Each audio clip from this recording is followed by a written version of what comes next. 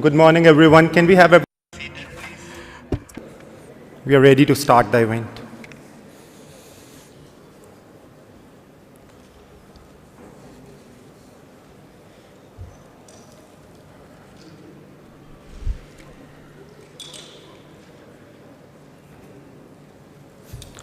Good morning and assalamu alaikum to everyone. A very warm welcome from Regional Hub Almaty to all the colleagues which are present here. Today, the event that we are holding is of very topical nature. The title of the event is Regional Integration and Connectivity for Linking Landlocked Countries to the Global Markets. Especially in the era of post-COVID, where the trade has been disrupted significantly, there is increased importance on seeing how the new trade networks are established. And it's particularly important for the landlocked countries, which have their own unique constraints in linking to the markets. So in that sense, the event that comes today would be very relevant to the Central Asian region. It would also be very relevant to our African member countries, many of which are also landlocked. And hence, we expect that there will be a big takeaway for all of us today on seeing how we can redefine ourselves, redefine our trades once we move to the post-COVID world. With that, let me start the event without further ado. We have a very accomplished panel with us today, which would join us in a while. But before we do that, we have the opening remarks by His Excellency Dr. Mansoor Muhtar. Dr. Mansoor, he's the Vice President, Country Programs of the Islamic Development Bank. Previously, he has served as the Executive Director of the World Bank. And most importantly, he was the co-chair of the UN Intergovernmental Committee of Experts on Sustainable Development. So he played a very major role in defining and setting up the sustainable development goals that we are all trying to pursue. So His Excellency, Dr. Mansoor, kindly please come to the stage for your opening speech. Thank you.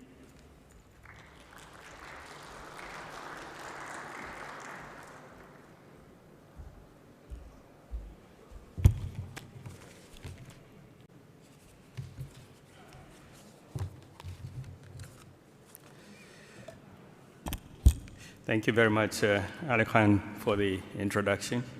Excellencies, distinguished guests, dear colleagues, ladies and gentlemen, Assalamu alaikum wa rahmatullahi wa barakatuh. I'm delighted to welcome you all to the Islamic Development Bank's 46th annual meeting in Tashkent. I would also like to take this opportunity to reiterate my appreciation to the government of Uzbekistan for their warm hospitality since our arrival and for striving hard to ensure successful hosting of the annual meetings despite the daunting challenges. Availing this opportunity, I would like to congratulate the people of the Republic of Uzbekistan on the occasion of the country's 30th independence anniversary.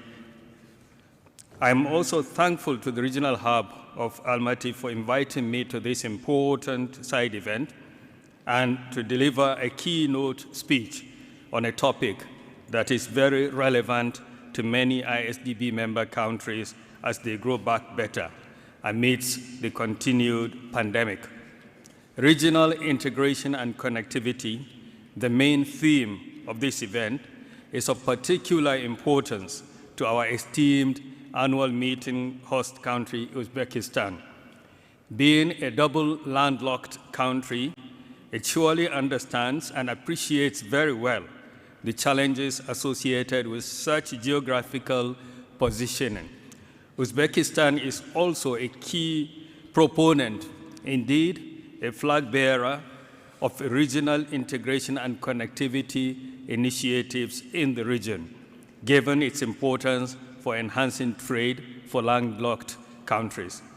Since its inception, the Islamic Development Bank has been promoting cooperation among its member countries. For more than 4 decades, great efforts have been put in place to support intra-trade among the member countries at the level of the institutions and through multilateral agreements. The bank has also been providing financing facilities to support infrastructure projects as well as build production capacity related to trade in the member countries. As stated in the Regional Cooperation and Integration Policy and Strategy, the bank, follows an open regionalism approach. Through this, we aim to achieve compatibility between regional trade arrangements and the global trading system. We support the building of economic platforms and the establishment of new trade links between different ISDB regions. The ISDB approach in the promotion of global and regional connectivity has two interlinked and mutually supportive elements. The first is the development of regional corridors, and the second is aligning physical connectivity with soft aspects of regional integration. Regarding hard infrastructure connectivity, the priority is given to the connection of landlocked countries to international ports and trade networks. And this is very relevant for Central Asian economies. To cite a concrete example, the ISDB has approved a $371 million amount for the Kazakhstan, Turkmenistan, Iran railway corridor, connecting landlocked Central Asian countries to the Middle East. Regarding the soft aspects, ISDB has initiated commercialization studies on Kazakhstan, Turkmenistan, Iran railway corridor to promote trade and reduce transportation costs. Furthermore, ISDB is developing a geographic information system-based database of regional infrastructure networks to help in identifying missing cross-border infrastructure links based on data-driven analysis. To set the context for today's panel discussion, I would divide my speech in two parts. First, I would like to bring forth the unique challenges that landlocked countries face in the era of new trade defined by regional and global markets.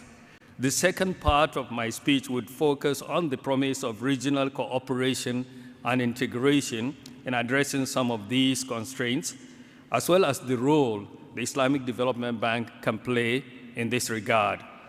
Excellencies, ladies and gentlemen, it is well established fact that a disproportionately large number of poorest developing countries are landlocked.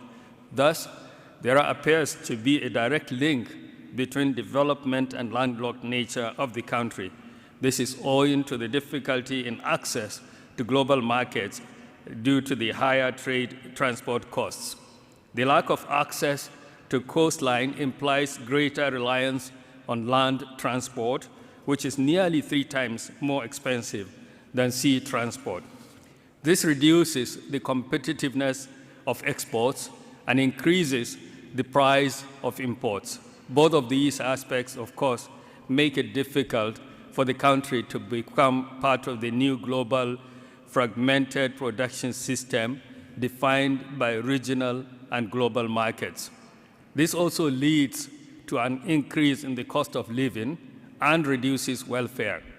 Apart from the direct costs of trade transport, the landlocked countries also face significant transaction costs while moving goods. This includes managing supportive relations with the transit countries, custom costs and regulation, and differing trade and transit rules in originating and transit countries, which traders have to comply with. Further, the landlocked countries are also reliant on the quality of infrastructure as well as governance of their maritime transit countries in trading their goods. Another key issue faced by many landlocked developing countries is the nature of goods they export and lack of diversification at the export of their export basket. Many landlocked countries are heavily reliant on exports of primary commodities, which brings its own unique challenges, not least the high weight-to-value ratio associated with these commodities. The difficulty posed by their landlocked nature makes it difficult to attract investment in non-commodity sectors. It also imposes constraints on diversifying their export base through developing new competitive products. Thus, there remains a question on how these countries can utilize regional integration opportunities to maintain competitiveness of their commodity exports, move up the value chain of commodities, and build new export initiatives through leverage, by leveraging their collective strength.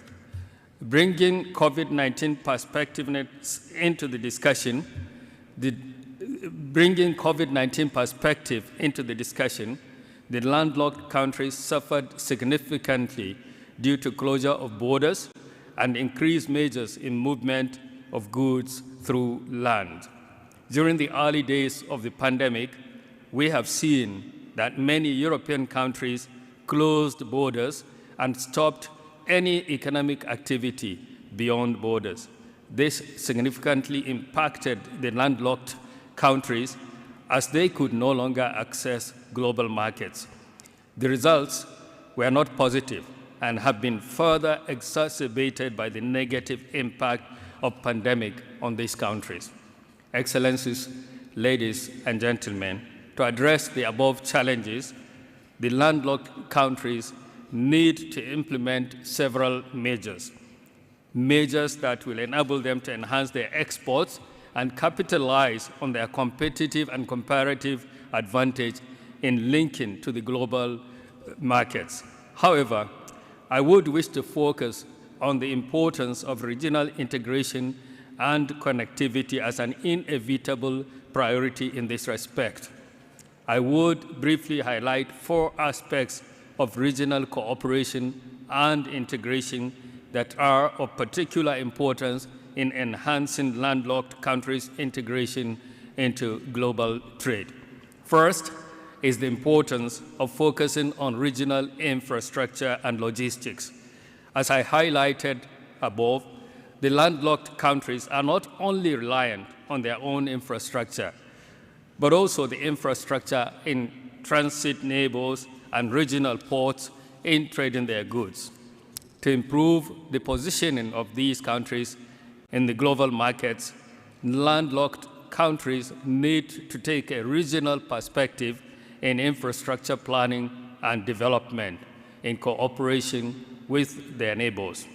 I would like to highlight that the Islamic Development Bank has played a very active role in this regard, especially through financing of regional transport corridors that span across Central Asia, going further to connect the region with Europe and Asia. Islamic Development Bank has also developed unique products to prepare and finance such cross-border infrastructure projects in partnership with other multilateral development banks and private sector. In addition, the bank has partnered with UNECE to create a geographical information system for mapping of regional corridors, which can enable better planning and financing for these regional integration projects. In this regard, I would like to highlight that the bank is increasingly supporting the corridor approach for its landlocked member countries out of conviction that transport corridors are one of the direct ways to support economic integration, which is important for the growth prospects of countries, especially those that are landlocked. The corridors also provide a spatial, regional, or sub-regional framework to organize cooperation and collaboration between different countries and with both public and private sector stakeholders in the provision of trade facilitation, logistics, infrastructure, and services. We believe that the transformation of existing trade corridors into vibrant economic platforms requires effective mechanisms that would ascertain smooth and safe passage of cargo along the corridor, reduce transportation costs along the corridor, simplify cargo clearance procedures, simplify customs documentation, harmonize transport and transit policies, and enhance cooperation among the member countries. Second key aspect of regional cooperation and integration is of critical importance to landlocked countries, integration with global markets, is the harmonization of custom and trade policies, as well as implementation of trade facilitation measures to reduce transaction costs. The geographical disadvantages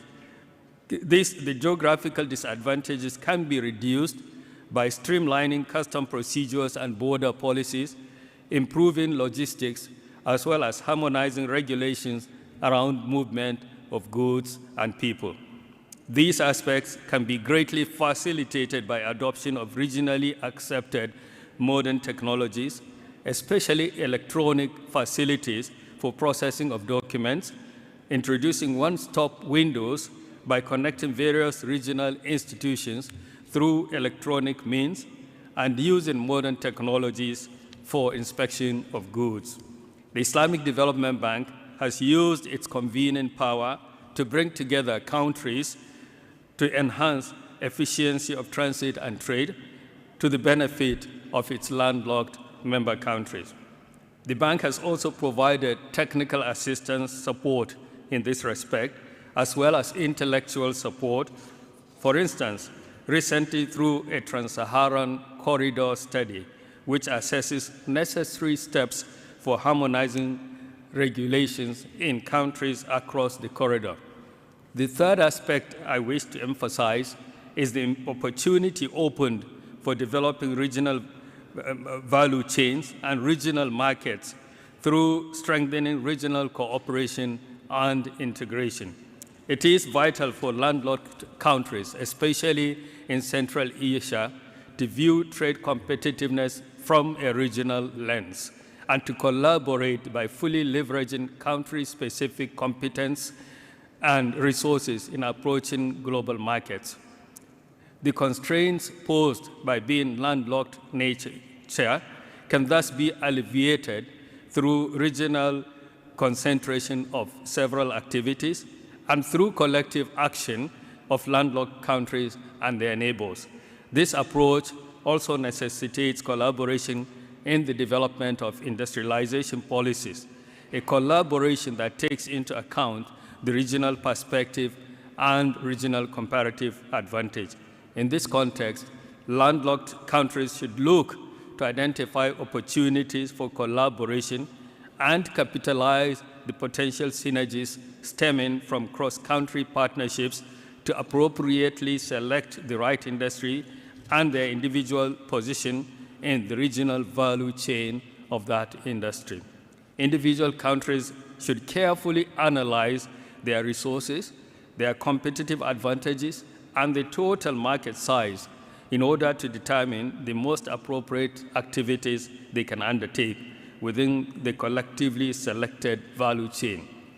Closer to home, it is also recognized that many of the Central Asian countries have vast resources, yet in many cases, these have not been tapped.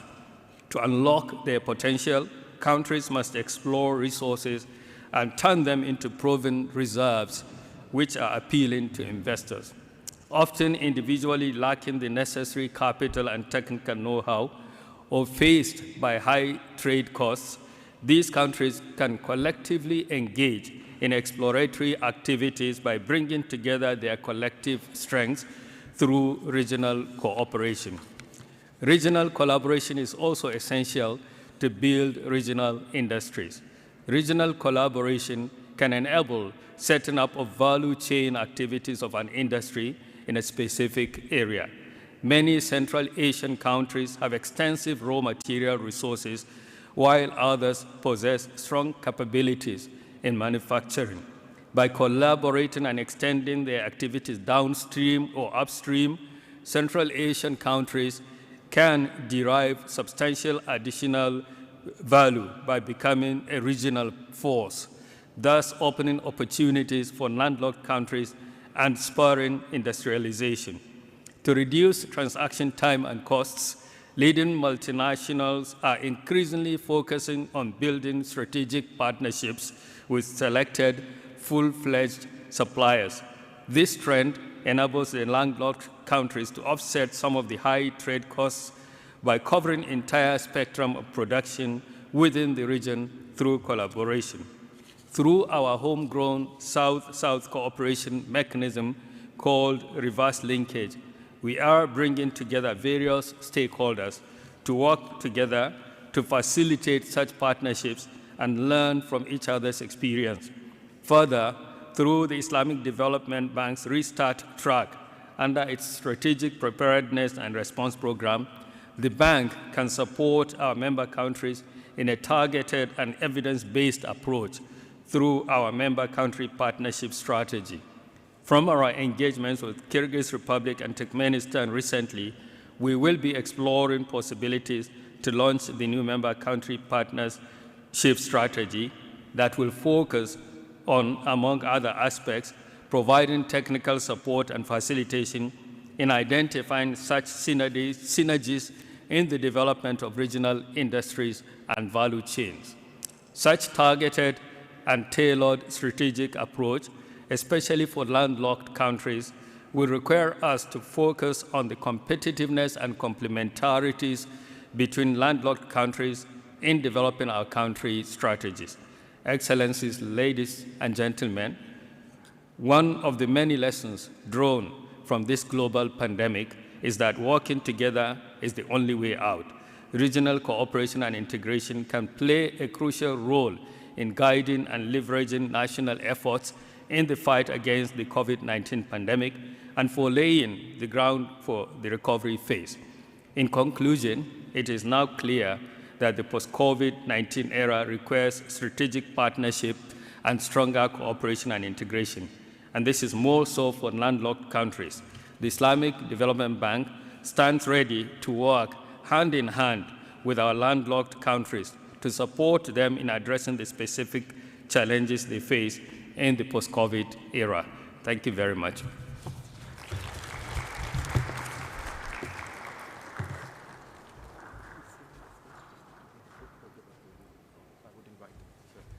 Thank you very much, Dr. Mansoor. Before we proceed further, His Excellency would be leaving for some meetings with the government delegations. I would kindly request all the panelists to come on the stage for a quick group photo.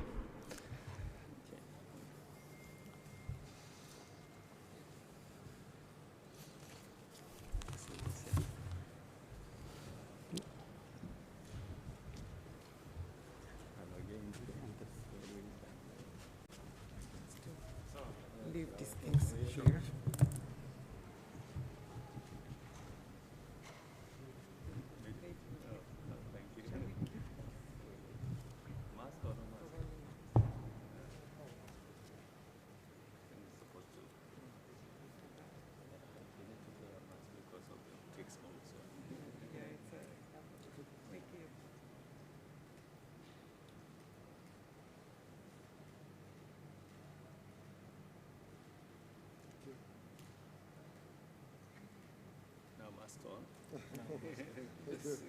With master, I think, yeah, because for the, yeah, sure.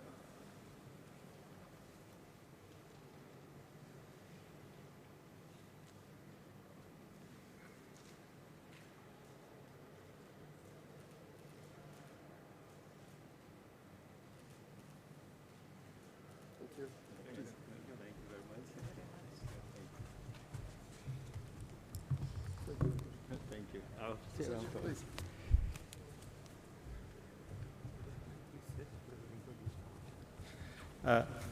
Thank you very much, Dr. Mansoor. I think it was a very eloquent and very comprehensive way in setting the stage for the discussion that would follow.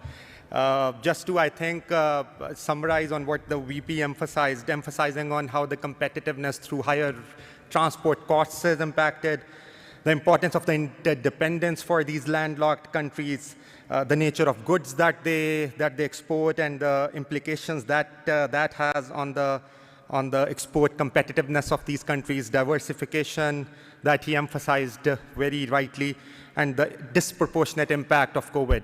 At the same time, highlighting some of the important measures of ISDB in addressing some of these constraints. I think this gives the panelists a lot of substance to talk about as we proceed with the session. So I would invite our very accomplished acting director, Mr. Hussein Khadri. He is currently the Acting Director of Resilience and Social Development Department. Before that, he was the Acting Director of Regional Cooperation and Integration at ISDB. And he's also the chair of the Global Muslim Philanthropy Fund at ISDB. Has worked extensively on many measures, both the hard stuff as well as the soft components that Dr. Mansoor talked about in ISDB and leading many of them. So, Brother Hussein, over to you for proceeding further. Thank you very much. Thank you very much, Ali, and thank you very much to the regional hub of Almaty. We wanted to begin by saying thank you to the lovely host country and the host city of Tashkent. It's been an absolute honor and pleasure for the Islamic Development Bank to be hosting our annual meetings and side events. And it's almost bittersweet that we're coming towards an end to all the side events and webinars. I think, Ibrahim, you'd like to say that we saved the best for last? So without further ado, I'd like to introduce the distinguished panel that we've gathered up here today. It's really a collection of various panel experts from different member countries and from different MDBs and development institutions. So I want to introduce the first speaker that we will have today, Dr. Tolkunbek Abdigulov. His Excellency is the Governor of the National Bank of Kyrgyz Republic.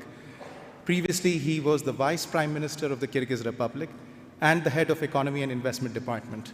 We're honored to have you today, Excellency, and we look forward to your remarks. And if you want, you can give your remarks now. Thank you.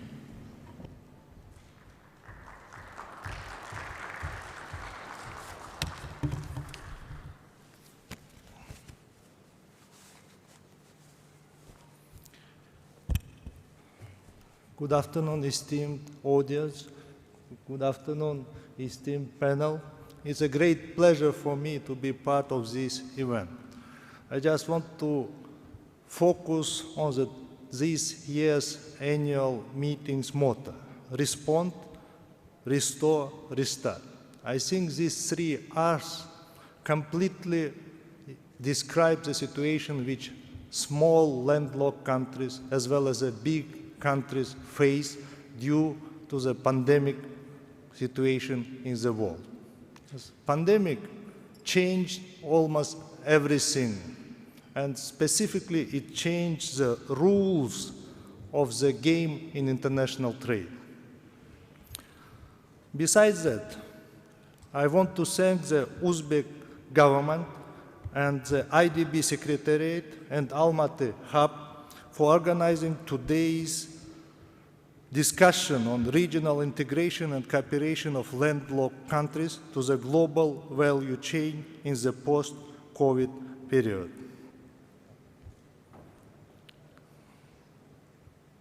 At the present time, more than 60% of modern international trade is trading in intermediate goods and services within the framework of global value chain, which various stages of production are participating in the creation of a product for final consumption. The widespreading of production chains has led to a kind of change in the philosophy of business and international trade. At the end of the 20th century, the classic scheme of international trade was largely replaced by inter-firm and intra-firm trade within the framework of production chain. International trade is accompanied by a constant multilateral exchange of intermediate products, services, ideas, labor, resources, investment, and information. Such an exchange is increasingly taking place with foreign countries and not within one economy. This process from the 21st century trade, which is based on the link between trade, investment, and services. Speaking about the benefits of the global value chain, it is worth highlighting cost reduction and profit maximization due to cheaper labor in the foreign economies, cost reduction and provision of conditions for long-term growth for facilitating access to local raw materials in developing economies. Provision of access for the future to the growing demand from densely populated developing countries. Extension of life of the technologies used. At the same time, there are certain risks for global value chain participants, the minimization of which directly affects the result of their activities. The possible decrease in product quality when organizing production in foreign countries, increasing dependence on force major both in the global economy and in the economies of partner countries, including political and environmental risks. In this regard, we must all make efforts to develop certain international rules or requirements for regulating the global value chain network. It should be a mechanism working by common, transparent rules. The basic task for supporting the global value chain is to ensure the efficiency of the chain as a whole, which in the context of the geographical dispersion of production and the large number of suppliers requires qualitatively new management and in particular logistic solutions from its participants. Ways of solution. The following can be specified among the priority areas requiring efforts and attention from the state. Embedding global chains, international development strategies, promoting the growth of global value chain by maintaining a favorable investment climate, creating regional clusters of industrial development, implementing a set of measures aimed at increasing the localization of production, developing production competencies of local firms and improving labor force skills, ensuring consistency between trade and investment policies, building clear environmental, social, and institutional requirements in order to create understandable, transparent, and predictable working environment in the country.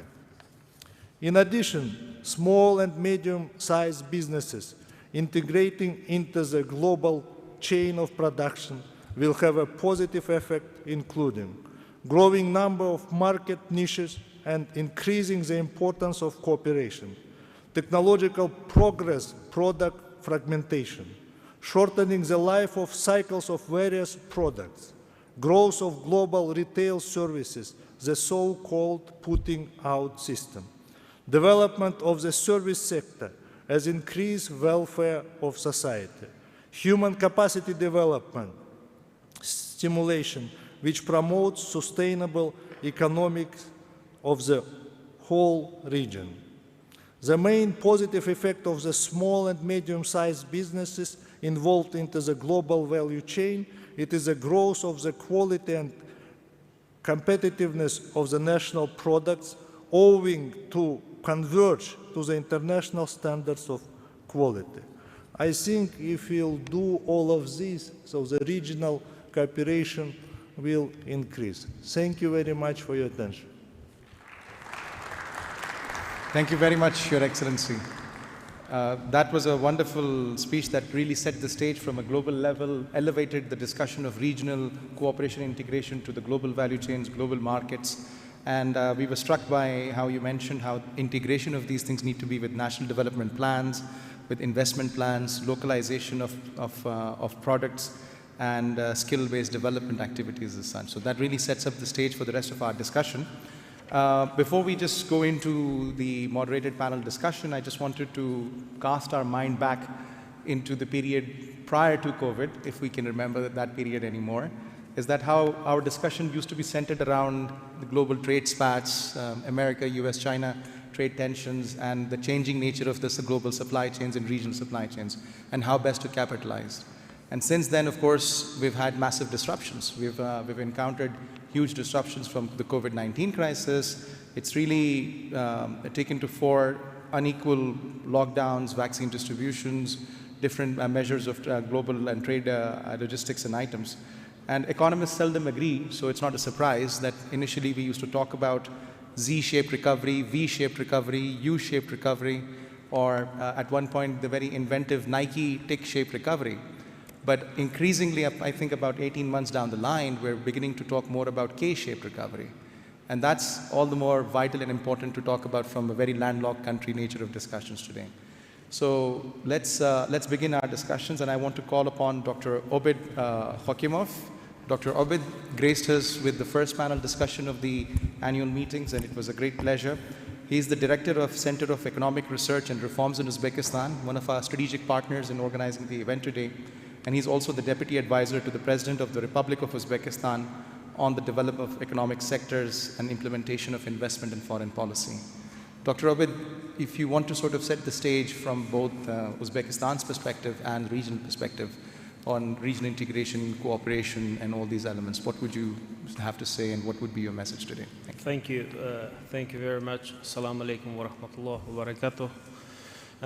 Thank you very much, Dr. Mansour, for your very thoughtful speech. And in the spirit of this speech, I would like to talk about today what we are doing in the Central Asia to, to enhance this value chains and what has been done and what are the opportunities for the Central Asia. Can you put the presentation, please? So when we talk about the Central Asian economies, so as you can see that these 5 countries, total population is not even 80 million, so it's 75 million, and we have a GDP about 304 billion. So this is a pre-COVID, the GDP numbers, and total trade turnover of these countries are 164 billion US dollars. As you can see that if you look to the natural resources and opportunities of these 5 countries, so this is way more than their potential. So today we will talk about the things which been done and can improve this potential in the future. So if you look to this, our neighboring country, the Kyrgyzstan, during the last 5 years, the trade between the Kyrgyzstan and Uzbekistan increased from $167 million to the $820 million. As you can see that this is 4 or 5 times increase significantly, because we see these neighboring economies as a complement, and we know that there are lots of value chains needs to be improved, and we can improve the trade and the well-being of our population.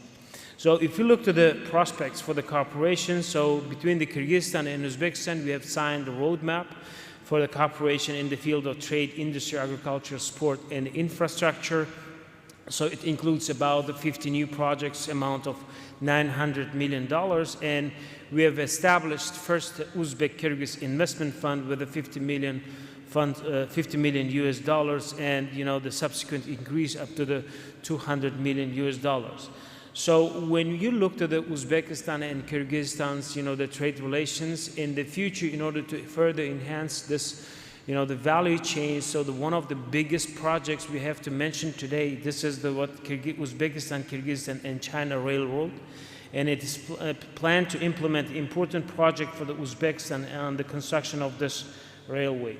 So according to the estimations, for example, let's say this railroad only will reduce the distance, the export and import distance of Uzbekistan to the China about 900 kilometers, and the delivery days will be declined almost 1 week. So this is kind of a huge opportunity for us, and additionally we have opportunity, so the Tashkent, Andijan, Osh, Irkistan, this is multimodal transport corridor, and this is also kind of big opportunity for not only Uzbekistan or Kyrgyzstan, for the whole region, to enhance the, the trade opportunities of Central Asian countries. So when we look to the Tajikistan, so as you can see that with the Tajikistan we have contracts and investment agreements during the last 5 years, about $1 billion US dollars. Trade also, as you can see, that increased almost 3 times. So it is planned to finalize the coordination of the abolition of the exemptions from the free trade regimes and implementation of non-tariff barriers between 2 countries. So we have, the established Uzbek-Tajik investment company, like in the Kyrgyzstan case, and the task was to set to increase the volume and expand the range, multi-supplies, as well as search opportunities for joint entry into the markets in the third countries. So as you know, that Tajikistan also has very, the rich resources, especially when you look to the Tajikistan's resource base. Tajikistan has lots of hydroenergical, the hydropower resources. So, as we indicated before, Uzbekistan committed to enhance its, the green economy until 2030, and we have the strategy. Under the strategy, we have to increase, renewable energy resources up to the, 25–30%. So together right now in the Tajikistan joint Uzbek-Tajik joint stock company was established for the construction of the hydroelectric power stations in the Tajikistan and the Zarafshan River. So Tajikistan has lots of hydropowers, and Uzbekistan has lots of opportunities for the solar energy production. So that these two energies, as you know, that complement each other all the time. So when we look to the production side, we have already large, good industrial production set in the Tajikistan by the Uzbek, the industrial companies. So one of this, it's like Artel Avesto Electronics, which is successfully operating right now in Tajikistan. So when we looked at the Turkmenistan also trade almost increased 2.5 times or the 3 times. As you can see that as a result, in southern direction, Uzbekistan uses only one railway route through the Turkmenistan to Iran. So right now, one of our main trade directions, it's through the Iran, and we go to the Iran through the Turkmenistan, and the further point Bandar Abbas, as well as an automobile road to the Turkey. This road passes along the Turkmenabad-Farah bridge across the Amudarya River. So this is kind of one of our main directions. So we are kind of experiencing that this Uzbekistan, Turkmenistan, Iran, Oman railroad, which will increases the trade volume between these countries and decreases the road of not only Uzbekistan, all Central Asian exports to the international markets. So the largest projects we have with Kazakhstan, and as you can see that more than 1,200 small enterprises with the Uzbek capital operates in Kazakhstan already in the manufacturing industry, constructions, trade, and the car repairs, etc.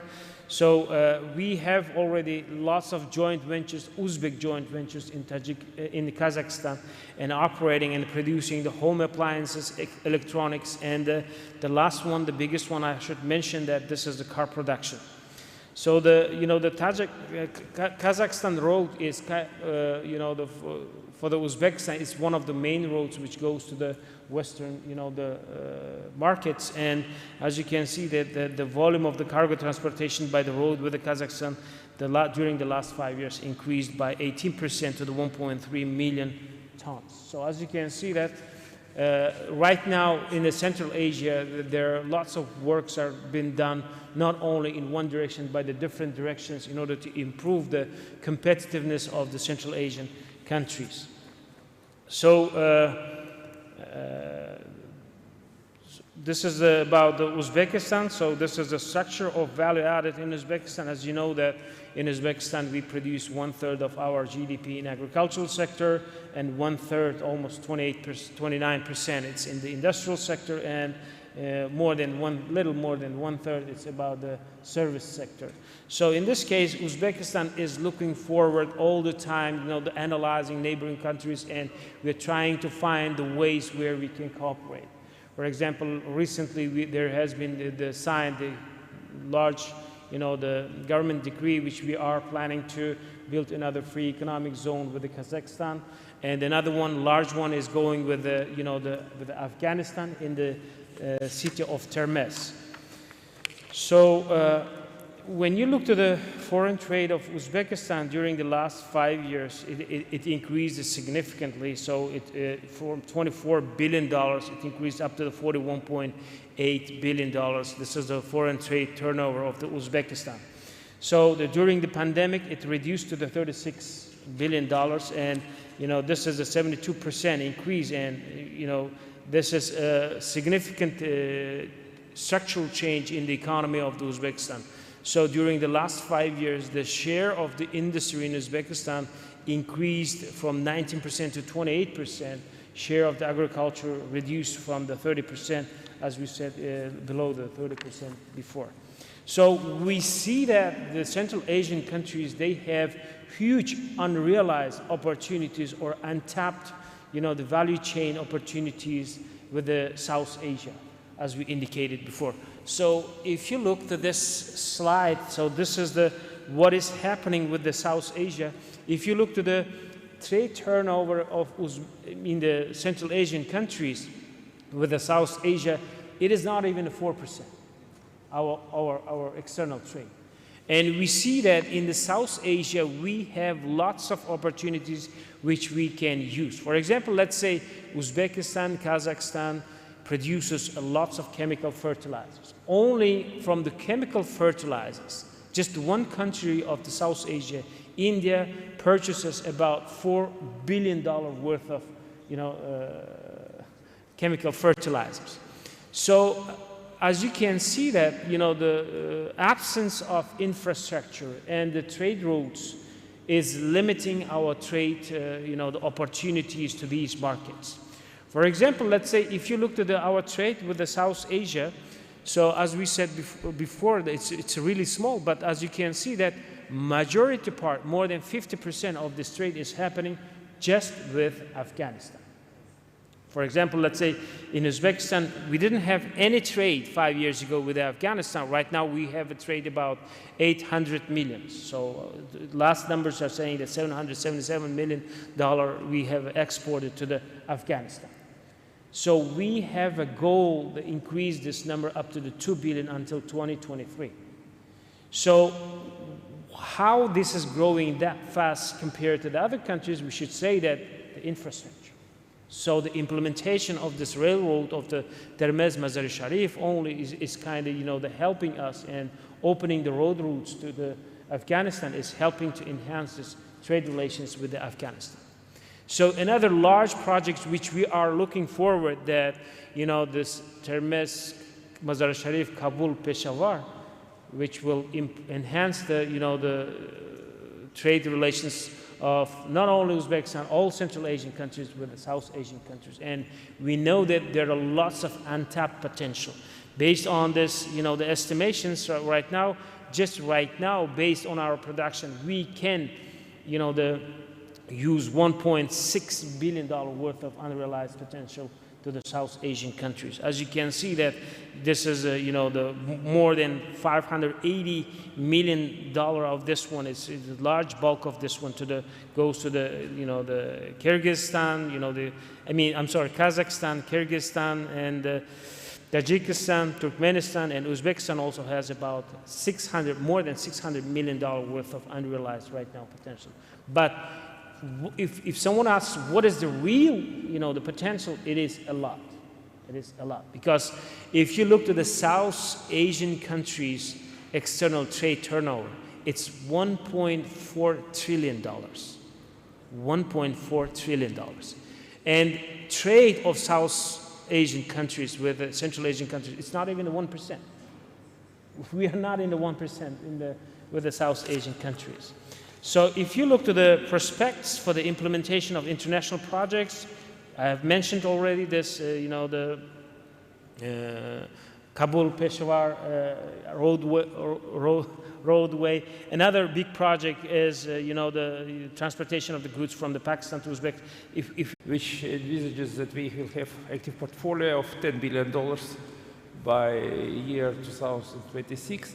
The focus of our operations will move more to Central Asian region, because we hope that very soon Uzbekistan will join the bank, because we already got an application from Uzbekistan. And the strategy envisages that we move from country-oriented projects to transborder projects in three major areas. One area is transport corridors, transborder corridors. The second area is water and energy complex.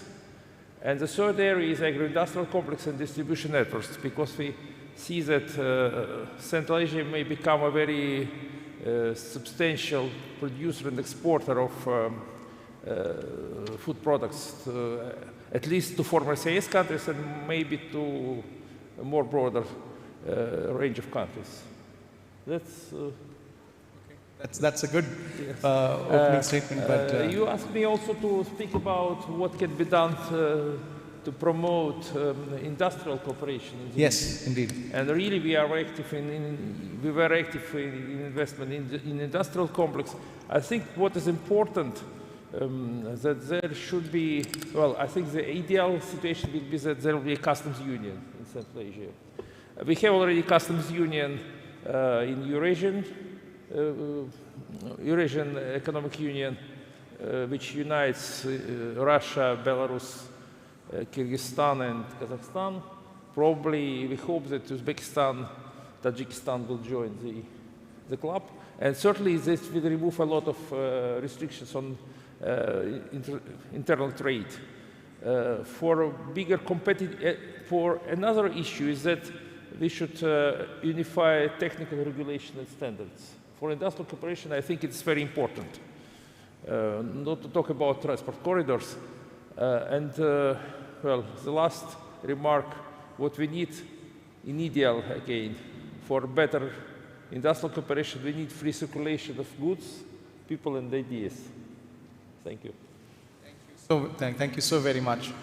You really laid out the importance of transport corridors, customs union, water and energy integration of these areas, so really appreciate that. I also now want to continue with the trend of multilateral development banks to invite the host of this afternoon, Mr. Ibrahim Shukri. Ibrahim Shukri, for those of you who are not, who don't know, he's the regional hub manager of Almaty, and Almaty regional hub covers Uzbekistan, Kazakhstan, Kyrgyz Republic, Turkmenistan, and Tajikistan. Previously, he also was the regional hub manager of Indonesia, and before that, he was the director of investments and financing for the Islamic Corporation for the Development of Private Sector, ICD. ICD has had significant investments in Central Asia, and I think I couldn't help but remember the fact that one of the matters that Dr. Obid was mentioning, how the investments in the pharmaceutical sectors over here can have a major integration aspects in South Asia.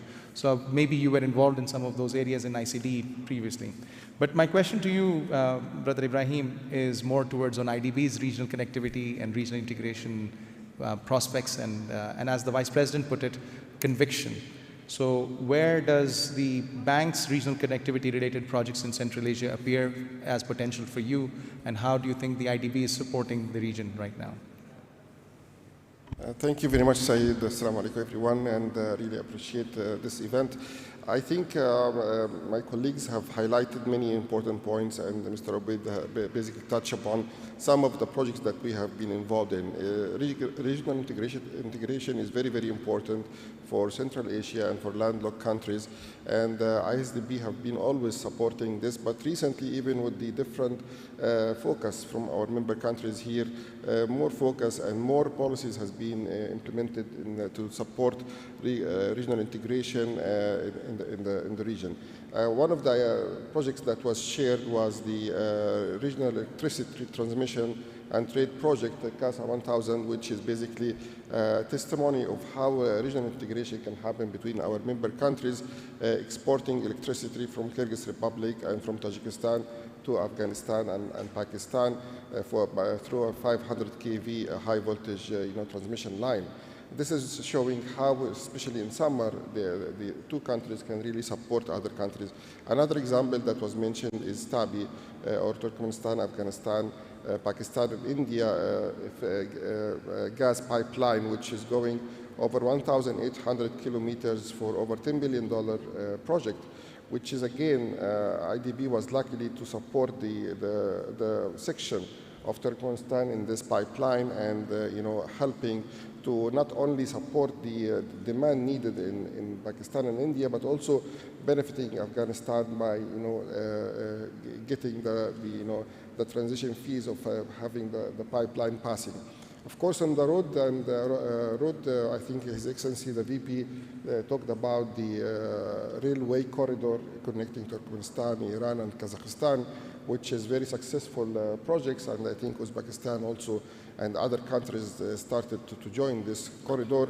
But we are also having a number of road projects that is being also used to connect the corridors and connect countries. One of them is the what we call the M39 project in Turkmenistan, where we finance 120 kilometers, and now we are going for additional 60 kilometers section. So the potential is high. What we are seeing in all our discussions with our governors, that this is one of the main topics that we are discussing and moving forward as we are having our member country partnership being shaped for the next few years, while in the same time our member countries are also developing their mid-term studies. I think this will be a very, very common sector that we will hopefully support in the region. Thank you very much. Yeah, thank you for that. And it's good to hear that there was a connection between the Kaza 1000 TAPI projects that Dr. Obid was also mentioning. And these are projects that IDB could be proud of for now. Our last speaker, who's been patiently listening to all of us, but I think can bring in the global perspective from a very developmental and humanitarian perspective also, is Matilda De Mosca. She is the UNDP resident representative in Uzbekistan. Prior to this, she led the country office support team at UNDP Istanbul Regional Hub for Europe and the CIS. And before that, she's also been deputy resident representative in Turkey, in Moldova, and assistant resident representative in Georgia. So it brings in a wealth of experience in this Eurasian region. You've heard now, Matilda, you've heard from the countries, from the development institutions, but what's your take from a developmental partnership organization perspective? What are the major policies of investments that are still needed to enhance our regional cooperation and connectivity, especially in light of the pandemic era? So any thoughts and reflections on that, Matilda? Thank you. Rahmat, hurmatli panelists, hurmatli xonim. Dear panelists, dear ladies and gentlemen. Start with the message to our gracious host, Uzbekistan, and that is Mustaklik Bayrami Mubarak Bolson. May it reaches its ambitious goal of new Uzbekistan. And the second message is to IsDB. In fact, I wish to congratulate you for organizing such a successful annual meeting, for such a rich participation, high top-level participants, but also the discussion, the substance of the discussion centered around the key theme of the post-COVID resilience and prosperity for all. And from UNDP perspective, it was extremely important to hear that the topics of sustainable human development, poverty reduction, inequalities featured high throughout the discussion. So, and I will be speaking from that perspective, from the perspective of sustainability and inclusivity of the trade as well, and from the perspective of the rich experience that we do have in Uzbekistan, as is the experience with cooperating with the IsDB. Now, and of course I am the last, so it's not the easiest to speak as the last one. But on the first point about what we learn globally from the future of about the future of the global value chains and what are the policies. I will refer mainly to the recent policy brief that UNDP produced on the topic of the post-COVID-19 future for the global value chains, that looked in the implications of the pandemic, but also it came with a number of recommendations. So the key points that come from that research are, first, is that yes, the global value chains have experienced some setbacks at the beginning of the crisis, of the pandemic, but as a predominant model of production and trade, proved to be resilient and continue to be at the core for the economic recovery. The second point is that the pandemic brought to the forefront some of the major challenges that were already known within the global value chain model, and that we must diversify and future-proof our supply chains based on the disruptions that the pandemic showed. And that means basically to build the resilience to shocks and to build on the benefits of rapid technological changes, on the digitalization. And these were the key points that were raised throughout the sessions the previous days, and I was very pleased to note that consistency in the thinking. And the third point that comes is that the pandemic also created kind of an opportunity for even stronger global and regional cooperation to contain and suppress the pandemic, but also to strengthen the global supply chains and to build, to make the world safer by investing into a project that have a not only economic but also social economic impact and return as well. So these points shall inform, from our perspective, the major policies to increase the regional cooperation, competitiveness and connectivity in Central Asia as well. The COVID-19 makes it imperative for the economy of Uzbekistan and other Central Asian countries to further diversify, that their production capacities of the private sector are expanded, new markets are accessed, but with the aim of sustainability and inclusiveness of the growth. And that means that building of a forward-looking productive capacity, high value added and differentiated products, strong linkages with the private sector with the global and regional value chains, making them more resilient and minimize the cross-border disruption. And with the guiding principle, streamline, harmonize, digitalize, and address cross-border problems.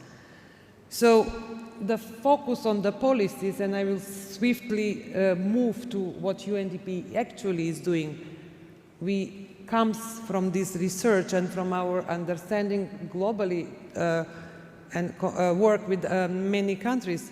Focus on of the policies shall be on accelerating the digitalization, and there are many topics around that. For the interest of time, I will not elaborate. Second, decarbonize the production and the transport, but also support the youth, the women, and the small businesses so that their perspectives, they are integrated and the trade becomes inclusive. And of course, the fourth, support businesses in preparing and anticipating the crisis that we had, identifying the future directions and new economic sectors. And these are the topics on which UNDP is working. Immediately after within the pandemic, peak of the pandemic, we focused on building forward-looking productive export capacities and increasing competitiveness, focusing on two major topics: green value chains and advanced IT solutions.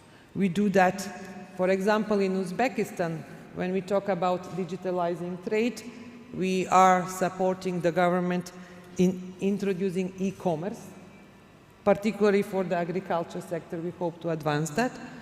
In emphasizing the environmental and social dimensions of the trade. And that means not only managing advocating for environmental, reducing the environmental footprint of the trade, but also linking it to the support to the SMEs, support to the green value chains for SMEs for remote areas of Uzbekistan. And then the final point is, or a very part of the work that we find very important and relevant, is about the financing of a sustainable development, including the trade. And that means mobilizing, incentivizing sectors, global finance towards the sustainability, incentivizing the huge number of private sector to use the sustainability as a framework for their investment. What does it mean in Uzbekistan specifically? We were working, and we still work with the government on using the Sustainable Development Goals as a framework for the latest issuance of bonds, SDG bonds, as we say, or with IsDB, we will soon start we started the work on setting the basis for issuing of a green sukuk in Uzbekistan. So there are many examples, but these are the key directions in which we believe under the guidance, as you heard, such a strong partners that we have in Uzbekistan. Rahmat. Rahmat, thank you very much. You really brought it all down, the topic of the discussion, down to reality and down to how it actually affects the people. And I was struck by the fact that how UNDP is working in various different segments of that, whether it is ensuring that these markets are inclusive and resilient and focusing on SMEs. So you were our last panel member, but you'll be our first person to receive the questions from both myself and the audience in that case. One of the things, Matilda, you were mentioning is how to green these regional and global value chains and how to make sure that they are resilient to external shocks. And especially when job losses happen, it affects women and youth disproportionately. If you want to elaborate on that, because I thought you wanted to give a couple of more examples of some of the avenues in that area, perhaps you can elaborate a little bit.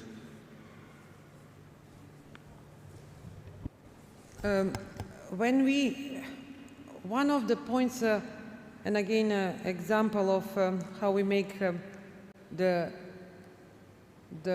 more resilient the value chains is, of course, to look into the future, look in scanning the horizon, understanding what is the global environment and where the sectors of growth are, and preparing the labor force, preparing the economy for the future economies, so that any shocks don't create a big disruption. For example, that is the topic also of the digitalization. I think that the pandemic showed that those countries that have already advanced in terms of the digitalization were rather resilient, proved to be resilient. At the beginning, we all thought this will not work and it's not possible. But then when we realized that using the tools of the digitalization make it feasible, then we could have expanded our operation. So the point is that that means looking into the current trend, into the trends of the future, looking in the sectors, in the economics of the economy that will pay critical importance for the future, preparing the labor force, preparing the country for being able to stand high when the other shock comes. Thank you. It was a very simplified example, though. No, thank you, but I think it was very articulated very well. This is a question for both Mr. Ibrahim Shukri and Mr. Sergey Vasilyev.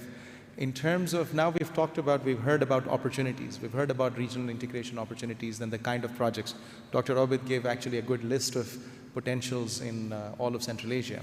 But one of the persistent questions that would be asked, and to some extent Matilda began to answer this question, was how do we finance these massive projects? Where is the financing, resource mobilization coming in and coming from? And what are the potentials for that? So maybe this is for both Sergey and Ibrahim to ponder upon, whoever wants to go first. Well, I think that the amount of financing which is needed for this project is very big.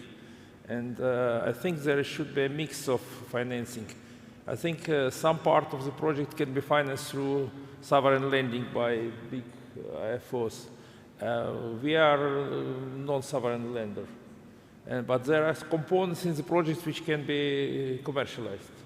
I think there should be complex programs which will mix budget financing, financing by IFOs, financing, non-sovereign financing by IFOs, and private financing as well. Some projects can be organized as private-public partnerships.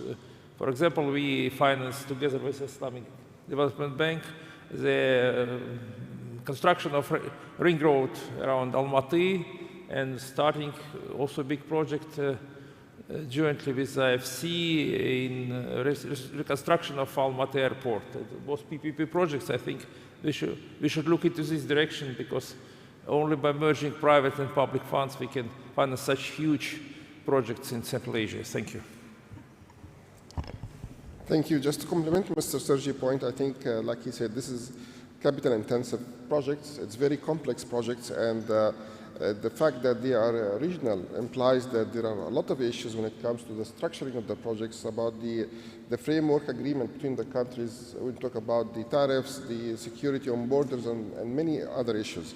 So really, we have two issues to consider. One is the structuring of these projects, and this is where many MDBs try to support the countries in this direction in terms of advisory, in terms of technical assistance. From our side, IsDB, we have introduced a PPP unit doing the advisory part to develop the structure of the projects, and we are using our insurance arm, ISEC, to de-risk these high associated risk projects. But on the financing side, like Mr. Sergio also said, giving the increasing pressure on the budgets of the countries when it comes to many issues. Among them is the pandemic and the shift or relocation of many budgets for the healthcare and so on. There is a need to bring the private sector to this sector, and this is where PPP is a key point here, and moving beyond PPP with more sophisticated structures to overcome the risks that I shared, and also to overcome the structuring issues, coming to even developing bodies between the concerned member countries, where this will be a body that will be really the reference for developing this project, bringing all the multilateral development banks, de-risking, bringing the private sector. This is, I think, the way moving forward. Thank you. Thank you very much. My last question would be to both Dr. Obed and Excellency Tolkunbek. Any reactions from what we've heard from the development banks and UNDP in terms of not only the potential, but the ramifications, the challenges, and the financing items? Do you have any reflections or any further items that you wanted to mention before we open up the floor for public discussion?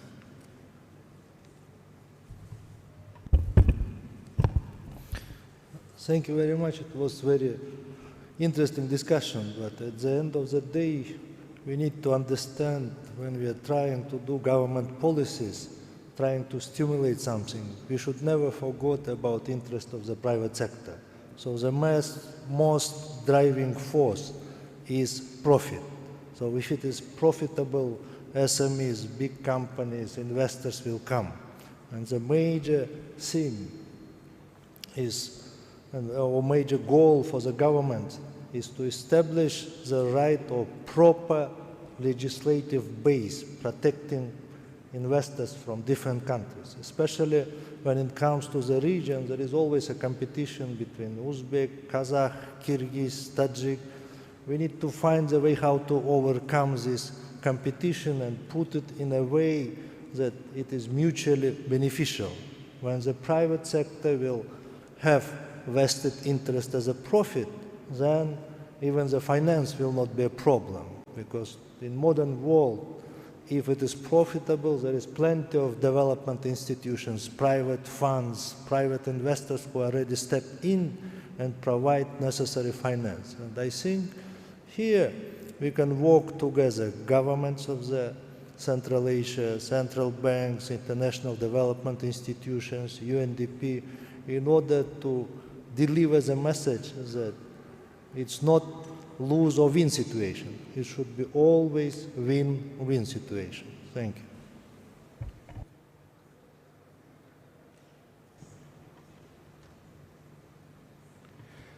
So what we will do now, would you like to go? Okay. What we can do now is we can take some questions from the audience that is gathered here today.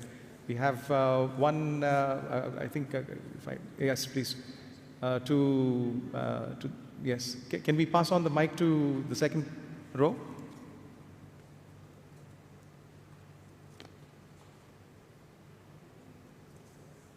And anyone else would like to have questions after Cornelia's questions afterwards? Just state your name and. Right.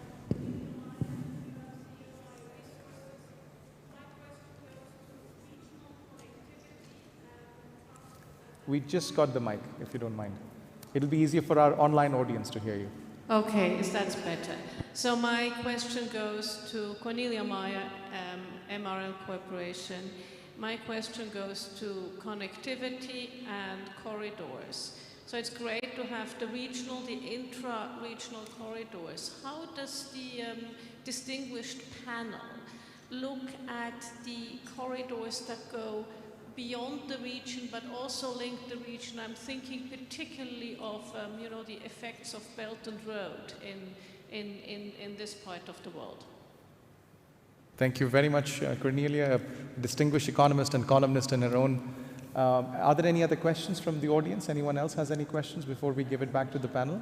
Yes, we have one to the gentleman on the right corner.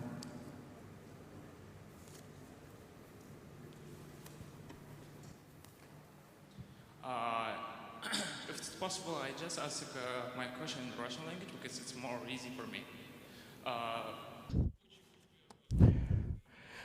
I think there are great opportunities for cooperation between and among different countries, but there is always an issue. I'm a representative of a startup project, and we are laying a foundation to create this system of e-commerce for countries of Central Asia and beyond. And I would like to ask you the following question. Do you have any grants or do you offer any opportunities to extend support to such a projects? Because you know that the funds available for the implementation of such projects are simply not sufficient. Is it possible to get any grants or anything like that? Okay, so I think for now we'll just go with these two questions. You want to start with the second question? Yes, please go ahead. Тоже отвечу по-русски. I will answer in Russian too. In the Eurasian Development Bank, we have the special center of innovative initiatives and development of e-commerce and e-economy is one of our priorities, and we are ready to extend grants for such projects. But we will be able to extend grants to Uzbek companies once Uzbek becomes member of the Eurasian Bank. Go to Cornelia's. Regarding the second question, I would like to mention that all 5 countries of the Central Asia, they are part of this Belt and Road initiative, and all 5 countries are interested in participating in this initiative and modernizing their infrastructure. I think that the Belt and Road initiative is already a success because when you look at transport corridors, east-west corridors are more developed than south-north. And when we were discussing the problems, one of the biggest problems for Central Asia is north-south corridors, access to closest seas to Indian Ocean. And that there will be problems, and there are problems. And when we're talking about Afghanistan, we will see what happens there. But Afghanistan was at the heart of the projects of railroad construction and Kaza 1000, and it's a problem. And probably the best road to India will be through Iran and Pakistan. And it will be a railroad for sure. Thank you. Thank you very much. Anyone else would like to attempt Cornelia's question? Thank you very much for your question. It's really a very interesting thing. Belt and Road. It's a mega project of the government of China, which tries to put infrastructure and build the Silk Way in the modern way. But there is a problem. So Kyrgyzstan is a member of Single Economic Union. So the freedom of movement of capital, freedom of movement of labor, and freedom of trade. But what our experience shows to us, when it comes to the interest of the countries, each country, first of all, tries to protect their own producers. And this is acceptable, this is understandable, but then what's the purpose to integrate if you cannot use all these benefits? Slowly, Kyrgyz Republic started to adjust to the circumstances. So we tried to develop new businesses, we try to stimulate our producers to be more competitive. That's why I'm always stressing in integration, it has to be mutually beneficial. Otherwise, non-agreements will ever work. And if your industry is not able to compete with a neighboring country, so you need to think as a professional economist, try to increase productivity, try to install the new technologies in order to be competitive on the market. Old schemes, unfortunately, is not working. So you can protect your industries for not long time, because when the borders will be open, you will lose the whole industry you have. And Silk Road, from our perspective, is very good, but it will bring more benefits for the bigger countries rather than for the smaller countries. Thank you. Thank you very much. If we don't have any more questions from anyone, just in the interest of time, I was going to propose that we have our regional hub of Almaty, our host of this afternoon, to offer some closing remarks. It's been a fantastic session, and we've really had an enriching discussion right from the beginning of the opening speech of His Excellency Dr. Mansour Mukhtar to all the distinguished panelists. We've heard plenty of different opportunities, investment potentials, untapped potentials of connecting Central Asia with regional and global markets. We've also heard about successful initiatives and programs that are being supported, how COVID has disrupted the apple cart, so to say, and then, of course, the developmental dimension, the human dimension of all these elements as such. It's been a really wonderful discussion, and you've been a very good audience as well, sticking all the way through for the entire 90 minutes. Really want to wish you a great thanks from my side, and of course the regional hub of Almaty and the staff over there. So over to you, Brother Ibrahim, to offer your closing remarks. Thank you very much, Brother Saeed. Thank all the panelists. I think what we heard today is very, very important. We had the two country perspective, and we heard from them the huge potential and demand for such regional projects. We also heard from them some success stories. We also having developmental organizations, UNDP, who are sending the message that we are always ready to support these programs and projects, and standing by to support on all fronts, especially when it comes to structuring, advisory, and also financing. I would like to thank them all. I would like to thank all the audience who are waiting for us in the last day until a late time, and really appreciate your attendance. And most importantly, I would like to thank the Republic of Uzbekistan for hosting us for 4 years, for the hospitality, and for the historical, successful annual meeting that I'm sure will reshape the post-pandemic international events. And really, this is our, we are feeling Uzbekistan is like our second country. We'll be always happy to come here and hopefully increase our cooperation among all the different sectors in this country. Thank you very much for attending. Assalamu alaikum wa rahmatullahi wa barakatuh. Thank you. Thank you.